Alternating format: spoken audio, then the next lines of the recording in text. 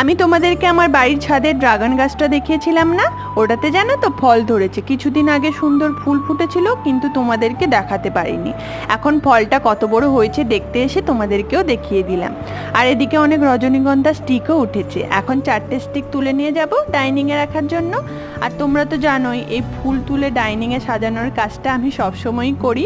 আর এই রজনীগন্ধা ফুলের স্মেলটা সবসময় দেখবে সন্ধেবেলায় চারিদিকে ছড়ায়। তো তুলে ফ্লাওয়ার ভাসে জল দিয়ে রেখে দিলাম। দেন সন্ধ্যার দিকে আমার আর ভাইয়ের জন্য 2 কাপ লেবু চা করছিলাম। আমি চা অতটা পছন্দ করি না, মাঝে সাঝে অল্প লেবু চা খেয়েই নিই। আজ হলো গুরু পূর্ণিমা, তো পূর্ণিমা রথ দেখতে যাব বলে সবাই বেরিয়ে রওনা দিলাম। আর শোনটি এখানে রথ দেখার বদলে হাওয়াই খেতে ব্যস্ত ছিল। তো আমরা রথ দেখে জিলেপি পাঁপড় কিনে বাড়ি চলে এলাম। দেখা হচ্ছে পরের একটি মিনি ব্লগে। Thanks for watching. চলো টাটা, সবাই ভালো থেকো।